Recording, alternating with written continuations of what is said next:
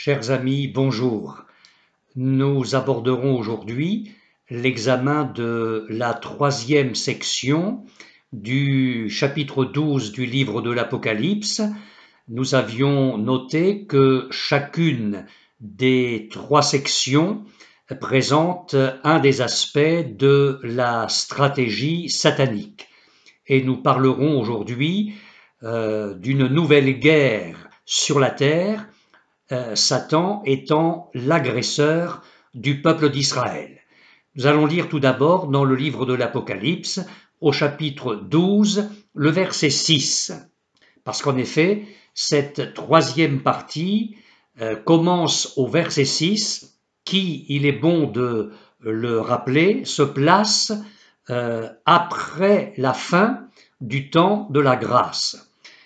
Il est dit « Et la femme s'enfuit dans le désert, où elle avait un lieu préparé par Dieu, afin qu'elle y fût nourrie pendant 1260 jours. » Alors prêtons bien attention à ce verset. « Et la femme s'enfuit dans le désert, où elle avait un lieu préparé par Dieu, afin qu'elle y fût nourrie pendant 1260 jours. » Ce verset rapporte brièvement le fait rapporté avec beaucoup plus de détails dans les versets 13 à 17 que nous étudierons ultérieurement.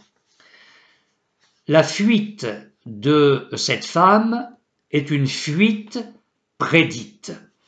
Nous l'avons dit et redit, la femme qui représente dans la vision donnée à Jean la nation d'Israël, cette femme a connu la persécution bien avant que Satan ne soit précipité sur la terre et qu'il ne la poursuive. Il s'est tenu devant elle afin qu'elle ne donne pas le jour au fils de David, à l'enfant né roi, le Messie, notre Seigneur Jésus-Christ. Rappelons-nous la prophétie d'Ésaïe concernant le Messie, je vous cite ce texte, « Un enfant nous est né, un fils nous est donné, et la domination reposera sur son épaule. On l'appellera admirable conseiller, Dieu puissant, Père éternel, Prince de la paix. Donner à l'empire de l'accroissement et une paix sans fin au trône de David et à son royaume, l'affermir et le soutenir par le droit et par la justice, dès maintenant et à toujours, voilà ce que fera le zèle de l'Éternel des armées. » Ésaïe chapitre 9, les versets 5 et 6. Et encore, la prophétie de Michée, « Et toi, Bethléem Ephrata, petite entre les milliers de Juda, de toi sortira pour moi celui qui dominera sur Israël et dont l'origine remonte aux temps anciens, au jour de l'éternité. » Chapitre 5 du livre de Michée, verset 1er.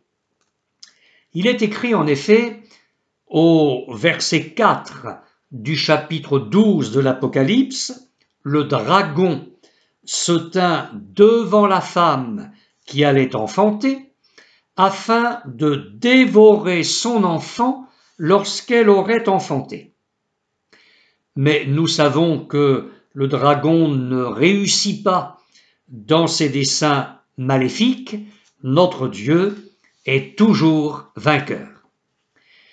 Dans la dernière période de l'histoire du monde, l'étau de l'adversaire va à tel point se resserrer que la femme, Israël, devra s'enfuir au désert.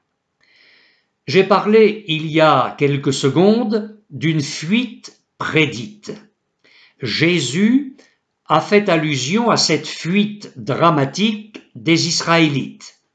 Il a dit, « Lorsque vous verrez l'abomination de la désolation, dont a parlé le prophète Daniel, établi en lieu saint, que celui qui lit fasse attention, alors que ceux qui seront en Judée fuient dans les montagnes, que celui qui sera sur le toit ne descende pas pour prendre ce qui est dans sa maison, et que celui qui sera dans les champs ne retourne pas en arrière pour prendre son manteau.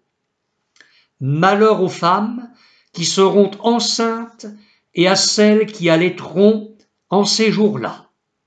Priez pour que votre fuite n'arrive pas en hiver ni un jour de sabbat, car alors la détresse sera si grande qu'il n'y en a point eu de semblable depuis le commencement du monde jusqu'à présent et qu'il n'y en aura jamais.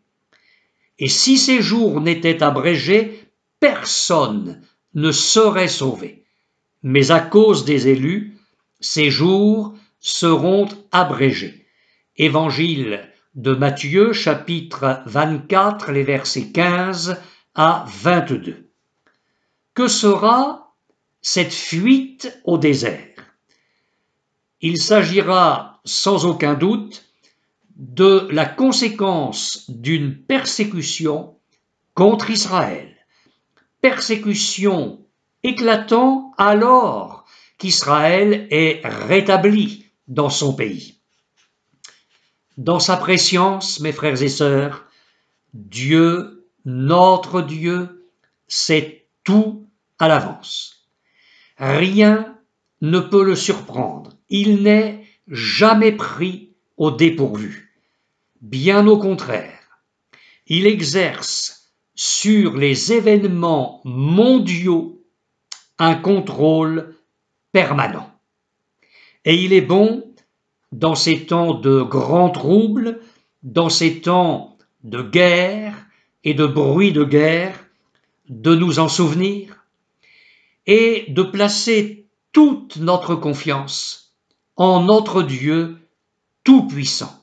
Dieu n'abandonne jamais son peuple dans les circonstances critiques. Bien au contraire, il en prend soin, il prend soin de nous, il prendra soin de nous. À propos de Dieu qui exerce un contrôle permanent sur les événements mondiaux, j'attire votre attention sur ce que nous dit la parole de Dieu. Elle fait en effet allusion à un désert préparé. Il est écrit « Et la femme s'enfuit dans le désert où elle avait un lieu préparé par Dieu afin d'y être nourrie. » Chapitre 12, verset 6 de l'Apocalypse. Les persécuteurs échoueront dans leur projet contre Israël. Car Dieu a préparé un lieu, c'est-à-dire un refuge, où son peuple va se trouver en sécurité. Ce désert est au fond pour la femme un lieu de retraite. Préparé. La fréquence de ce terme dans l'Apocalypse souligne la souveraineté absolue de Dieu sur toute chose. Notez bien ceci. Apocalypse chapitre 8, verset 6. Et les 7 anges qui avaient les 7 trompettes se préparèrent à en sonner. Apocalypse chapitre 9, verset 7. Ces sauterelles ressemblaient à des chevaux préparés pour le combat. Apocalypse chapitre 9, verset 15. Et les 4 anges qui étaient prêts pour l'heure, le jour, le mois et l'année furent déliés. Apocalypse chapitre 16, verset 12. Le 6e versa sa coupe sur le grand fleuve, l'Euphrate, et son eau tarit afin que le chemin des rois de l'Orient fût préparé. Apocalypse, chapitre 19, verset 7. Réjouissons-nous et soyons dans l'allégresse et donnons-lui gloire, car les noces de l'agneau sont venues et son épouse s'est préparée. Et enfin, Apocalypse, chapitre 21, verset 2, Jean écrit « Et je vis descendre du ciel, d'auprès de Dieu, la ville sainte, la nouvelle Jérusalem, préparée comme une épouse qui s'est parée pour son époux. » Rien, absolument rien n'échappe au contrôle de Dieu. Il tient le destin des nations, le destin d'Israël, le destin de l'Église, le destin de chacun de nous. Il tient ces destins-là dans sa puissante main. Nous pouvons donc lui faire pleinement confiance. Dans ce même ordre de pensée, le Seigneur a affirmé que le feu éternel a été préparé pour le diable et pour ses anges. Jésus dit que lorsqu'il viendra dans sa gloire avec tous les anges, il s'assiera sur le trône de sa gloire et il dira à ceux qui seront à sa gauche, « Retirez-vous de moi, maudits, allez dans le feu éternel qui a été préparé pour le diable et pour ses anges. » Matthieu chapitre 25, verset 41. Notre texte d'aujourd'hui indique que le désert où s'enfuira la femme, Israël, est un lieu préparé par Dieu pour sa protection miraculeuse. Ce désert sera donc une terre d'asile pour les Juifs refoulés de tous les pays. Et les leçons de l'histoire se répètent. Lorsque la nation d'Israël est sortie d'Égypte, Dieu a pris soin d'elle, et ce de façon surnaturelle, pendant 40 ans dans le désert, un désert qu'il lui avait préparé. Il lui donna ses lois, il parla à son cœur, et il l'entoura d'une constante protection. Pour Israël, il a accompli des prodiges, tels celui d'ouvrir la mer Rouge devant son peuple, et puis d'y engloutir ses poursuivants. Ensuite, il a pris soin des pèlerins du désert. Pendant 40 années, il a préservé leurs vêtements et leurs chaussures de toute usure, et il les a nourris de la manne. Nous lisons dans le livre du Deutéronome au chapitre 8, les versets 2 à 4, « Souviens-toi de tout le chemin que l'Éternel ton Dieu t'a fait faire pendant ces 40 années dans le désert, afin de t'humilier et de t'éprouver pour savoir quelles étaient les dispositions de ton cœur et si tu garderais ou non ses commandements. Il t'a humilié, il t'a fait souffrir de la faim, et il t'a nourri de la manne, que tu ne connaissais pas et que n'avaient pas connu tes pères, afin de t'apprendre que l'homme ne vit pas de pain seulement, mais que l'homme vit de tout ce qui sort de la bouche de l'Éternel. Ton vêtement ne s'est point usé sur toi, et ton pied ne s'est point enflé pendant ces 40 années. C'est ainsi que Dieu a porté la nation juive sur des ailes d'aigle pour l'amener jusque dans sa présence, parce qu'il désirait la rencontrer au Sinaï. Et il le lui rappelle d'ailleurs dans le livre de l'Exode au chapitre 19, verset 4. « Vous avez vu ce que j'ai fait à l'Égypte et comment je vous ai porté sur des ailes d'aigle et amené vers moi. » Et puis, nous lisons encore dans le Deutéronome au chapitre 32, les versets 9 à 12, « La portion de l'Éternel, c'est son peuple.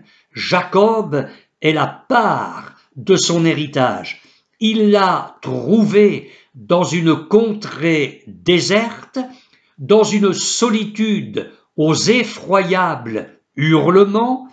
Il l'a entouré, il en a pris soin, il l'a gardé comme la prunelle de son œil, pareil à l'aigle qui éveille sa couvée, voltige sur ses petits, déploie ses ailes, les prend, les porte sur ses plumes.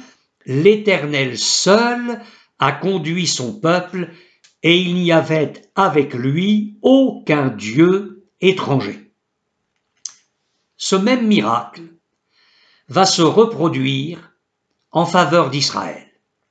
Nous avons lu « Et les 2 ailes du grand aigle furent données à la femme, afin qu'elle s'envole au désert vers son lieu. » Nous lisons ceci dans le chapitre 12 de l'Apocalypse, le verset 14. Le séjour au désert a souvent été pour la nation d'Israël une sauvegarde en même temps qu'une source de bénédiction.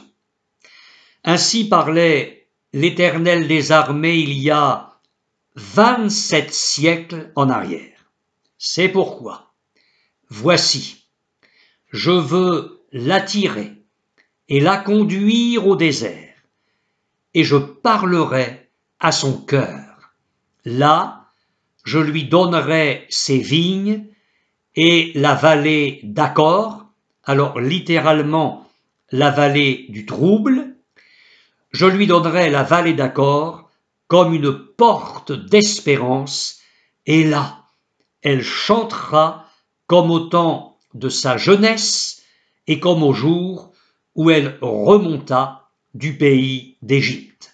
Livre du prophète Osée, chapitre 2, les versets 16 et 17. Dans les temps de la fin, Jacob, c'est-à-dire Israël, est encore appelé à connaître le trouble. Dieu déclare par la bouche du prophète Jérémie « Malheur, car ce jour est grand, il n'y en a point eu de semblable. C'est un temps d'angoisse, alors littéralement un temps de trouble. C'est un temps d'angoisse pour Jacob, mais il en sera délivré. Et toi, mon serviteur Jacob, ne crains pas, dit l'Éternel, et ne t'effraie pas, Israël, car je te délivrerai de la terre lointaine. Je délivrerai ta postérité du pays où elle est captive. Jacob reviendra, il jouira du repos et de la tranquillité, et il n'y aura personne pour le troubler. Livre du prophète Jérémie, chapitre 30, les versets 7 et 10. Comme le dit le texte d'Osée, cité il y a quelques secondes, ce trouble se transformera pour Jacob en une porte d'espérance, une porte ouverte sur un avenir de paix et de prospérité. Et quand Dieu l'attirera au désert, eh bien, ce sera pour parler à son cœur. Ce désert, ce lieu préparé par Dieu, va placer Israël dans un isolement complet. Plusieurs se sont demandé où serait ce désert préparé par Dieu pour son peuple terrestre, au jour dramatique de la plus terrible persécution antisémite que Israël n'aura jamais connue. Persécution antisémite terrible. Certains situent ce désert dans le territoire d'Édom, dans l'extrême sud de la Jordanie, où l'antique cité invincible de Pétra assurerait un parfait refuge pour le reste d'Israël. Alors, à l'appui de leur dire, ils citent la prophétie de Daniel, selon laquelle Moab, Édom et Ammon seraient épargnés au temps de la conflagration mondiale d'Armageddon. Il entrera dans le plus beau des pays, et plusieurs succomberont, mais Édom, Moab et les principaux des enfants d'Ammon seront délivrés de sa main. Daniel chapitre 11, verset 41.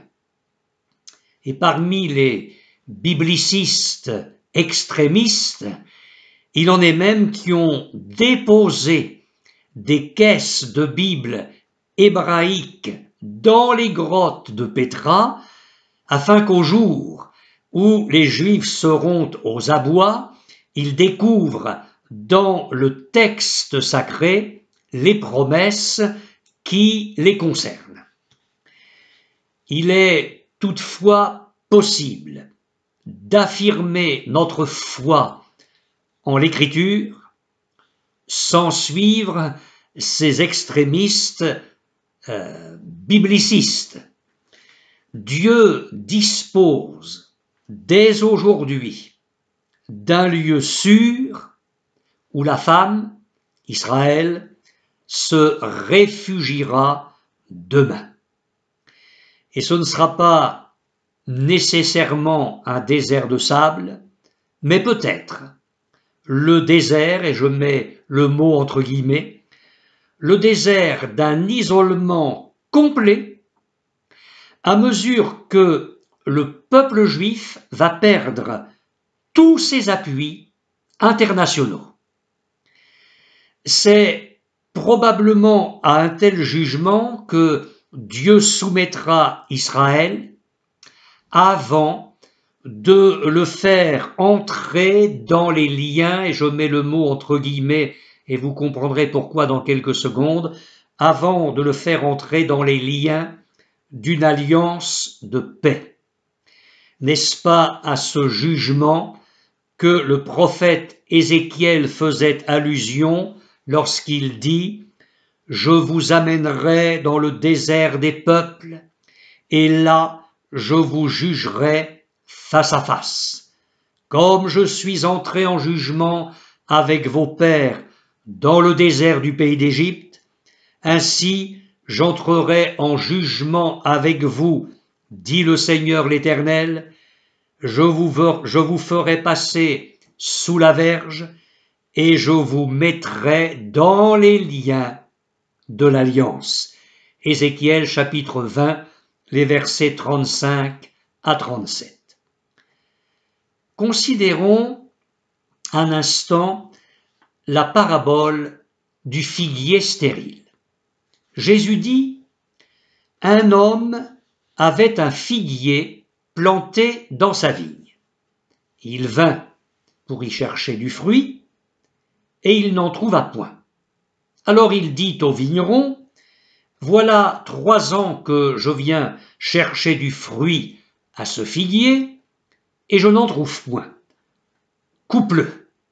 Pourquoi occupe-t-il la terre inutilement ?» Le vigneron lui répondit, « Seigneur, laisse-le encore cette année. Je creuserai tout autour et j'y mettrai du fumier. Peut-être à l'avenir, donnera-t-il du fruit, sinon tu le couperas. Luc chapitre 13, les versets 6 à 9. Dans cette parabole, est-ce l'isolement d'Israël que prédit le Seigneur Jésus pour qu'un jour il porte du fruit? Ce figuier, vous l'avez remarqué, ne peut pas échapper à un traitement de racines. Il faut qu'un fossé soit creusé tout autour de lui. Et cette pression des circonstances, déjà plus que sensibles aujourd'hui, nous le voyons dans la tension internationale et dans la tension qui s'exerce en permanence contre Israël, eh bien, cette tension va s'accentuer jusqu'au jour où Israël va connaître un isolement total face à toutes les nations qui vont s'assembler contre Jérusalem. L'Éternel déclare en effet par la bouche du prophète Zacharie, et nous le lisons au chapitre 12, verset 3, « En ce jour-là, je ferai de Jérusalem une pierre pesante pour tous les peuples. Tous ceux qui la soulèveront seront meurtris, et toutes les nations de la terre s'assembleront contre elle. Et encore, je rassemblerai toutes les nations pour qu'elles attaquent Jérusalem. » Et notez bien que c'est le Seigneur qui parle, un Dieu tout-puissant qui a le contrôle sur le monde entier. C'est Dieu qui dit « Je rassemblerai toutes les nations pour qu'elles attaquent Jérusalem. » La ville sera prise, les maisons pillées, les femmes violées, la moitié de la ville ira en captivité, mais le reste du peuple ne sera pas exterminé de la ville. Zacharie chapitre 14, verset 2. Mais les nations antisémites, belligérantes, rencontreront à leur tour leur juge. Il est à noter que Dieu va châtier son peuple, mais il va le châtier avec équité. Il déclare par la bouche du prophète Jérémie, « Je suis avec toi, dit l'Éternel, pour te délivrer. J'anéantirai toutes les nations parmi lesquelles je t'ai dispersé, mais toi, je ne t'anéantirai pas. Je te châtierai avec équité, je ne puis pas te laisser impuni. » Jérémie chapitre 30, verset 11.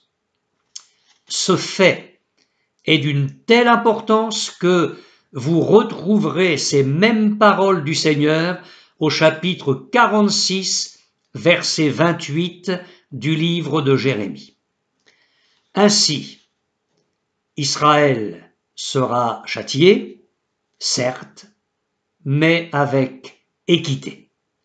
Quant aux nations, elles seront jugées selon leur conduite à l'égard d'Israël. Et bien qu'Apocalypse 12 ne fasse aucune allusion au jugement des nations, le Seigneur a décrit la situation de ces nations assemblées devant lui, et il y a fait allusion lors de son discours, quand il parle de sa venue sur le mont des Oliviers, les nations seront rassemblées devant lui et elles seront jugées par lui. Nous lisons dans Matthieu au chapitre 25, les versets 31 à 46, Jésus dit, « Lorsque le Fils de l'homme viendra dans sa gloire », il fait allusion à son retour, la deuxième phase de son retour lorsqu'il va poser ses pieds sur le mont des Oliviers, lorsque le Fils de l'homme viendra dans sa gloire avec tous les anges, il s'assiera sur le trône de sa gloire. Toutes les nations seront assemblées devant lui. Mes amis, quel jour ce va être! Il séparera les uns d'avec les autres, comme le berger sépare les brebis d'avec les boucs. Alors il mettra les brebis à sa droite et les boucs à sa gauche. Alors le roi dira à ceux qui seront à sa droite, « Venez, vous qui êtes bénis de mon Père, prenez possession du royaume qui vous a été préparé dès la fondation du monde, car j'ai eu faim, et vous m'avez donné à manger. J'ai eu soif, et vous m'avez donné à boire. J'étais étranger, et vous m'avez recueilli. J'étais nu, et vous m'avez vêtu. J'étais malade, et vous m'avez visité. J'étais en prison, et vous êtes venus vers moi. » Les justes lui répondront, « Seigneur, quand avons-nous vu avoir faim, et t'avons-nous donné à manger? Ou avoir soif, et t'avons-nous donné à boire? Quand avons-nous vu étranger, et t'avons-nous recueilli, ou nu, et t'avons-nous vêtu? Quand avons-nous vu malade ou en prison, et sommes-nous allés vers toi? » Et le roi leur répondra, « Je vous le dis en vérité, toutes les fois que vous avez fait ces choses à l'un de ces plus petits de mes frères, c'est à moi que vous les avez faites. » Ensuite, il dira à ceux qui seront à sa gauche, « Retirez-vous de moi, maudits, allez dans le feu éternel qui a été préparé pour le diable et pour ses anges, car j'ai eu faim, et vous ne m'avez pas donné à manger. J'ai eu soif, et vous ne m'avez pas donné à boire. J'étais étranger, et vous ne m'avez pas recueilli.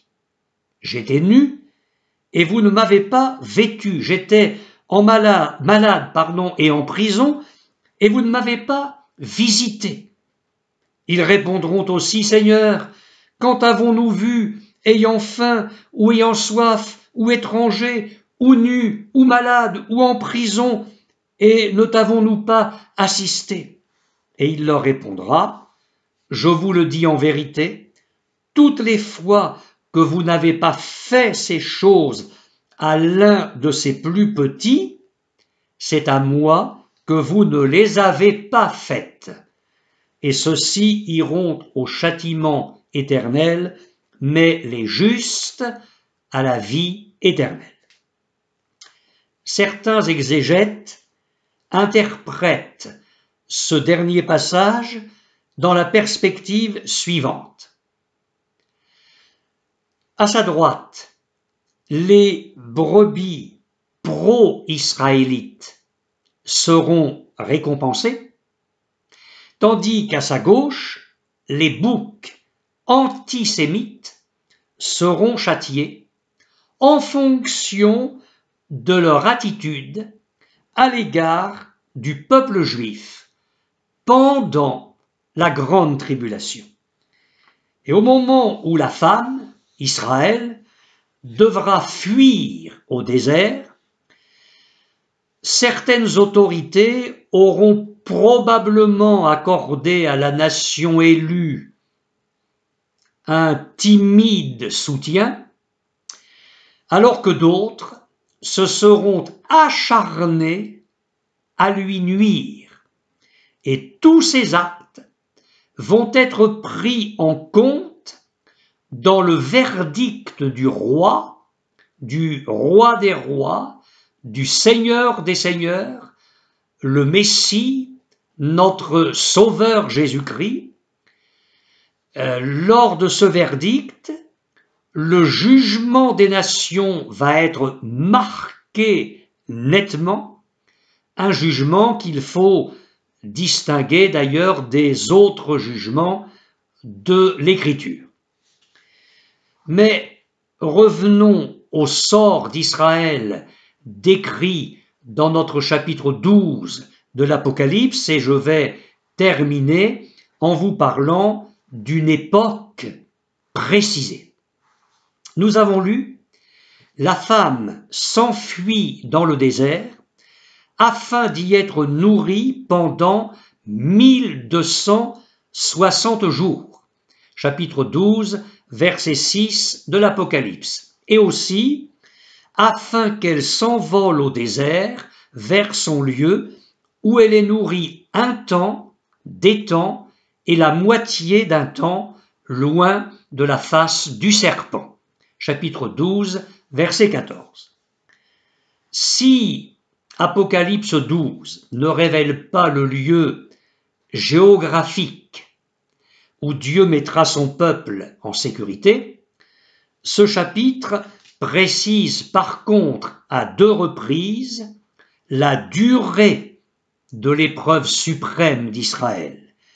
1260 jours, soit 3 années et demie, ou encore un temps, une année, des temps, 2 années, et la moitié d'un temps, donc une demi-année, soit aussi 3 ans et demi.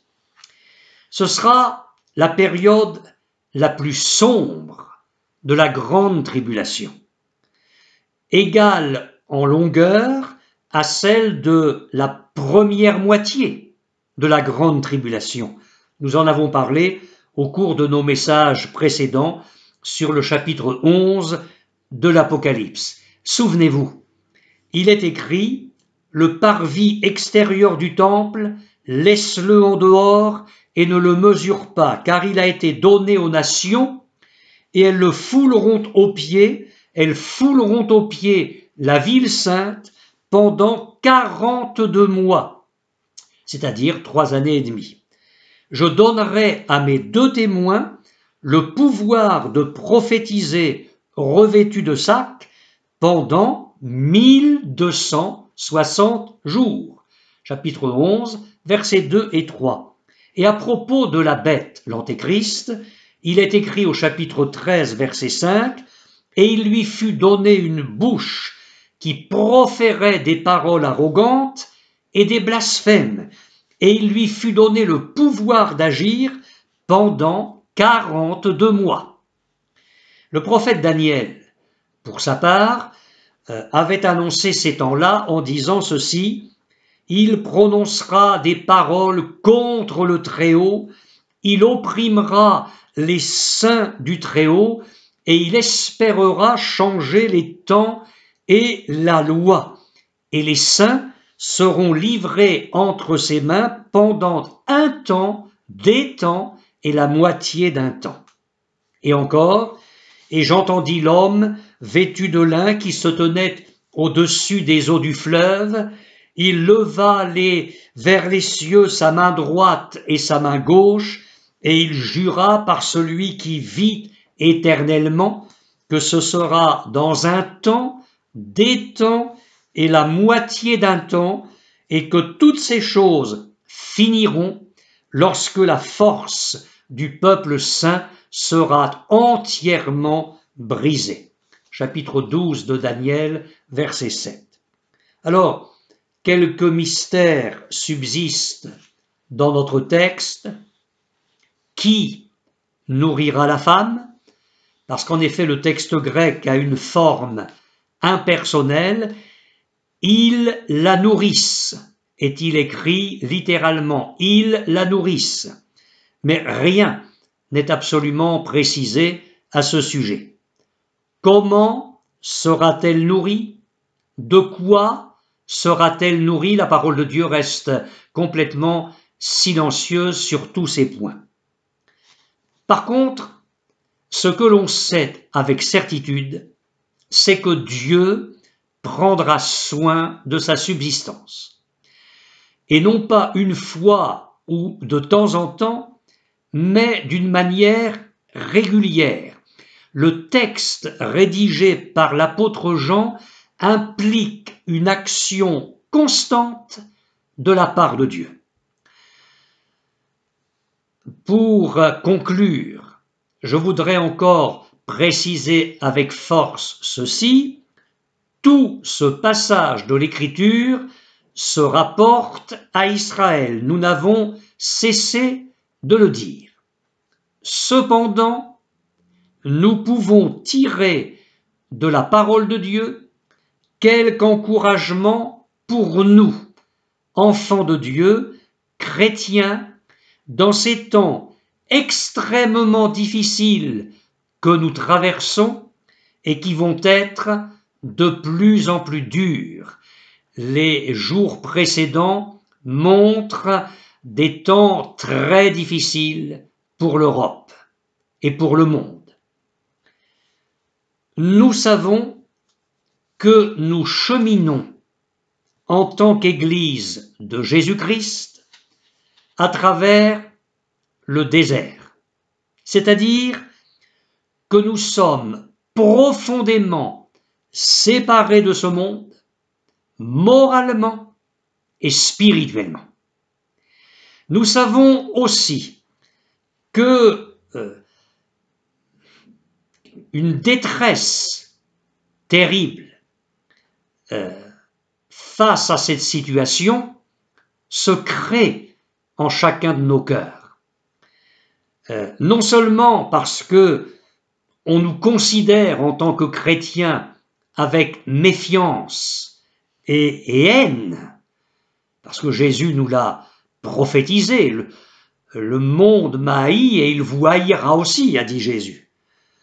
Mais bien aussi parce que nous devenons sans patrie sur cette terre. Nous n'y sommes que des étrangers et des voyageurs, comme l'a écrit l'apôtre Pierre. Et c'est justement à l'écart, et en quelque sorte hors des murs de la cité terrestre, que l'Église a elle aussi un lieu préparé par Dieu afin qu'on l'y nourrisse. Alors je vous dis, mes frères et sœurs qui me regardez et qui m'écoutez, prenons courage, quels que soient les temps à venir. Dieu s'occupera de nourrir matériellement et spirituellement son Église. Une Église qui prend humblement la place que lui, le Seigneur, lui a assignée.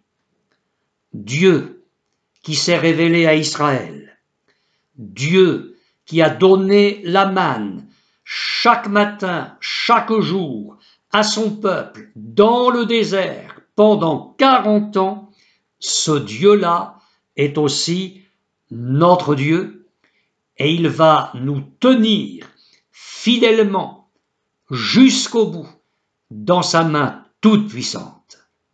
Amen.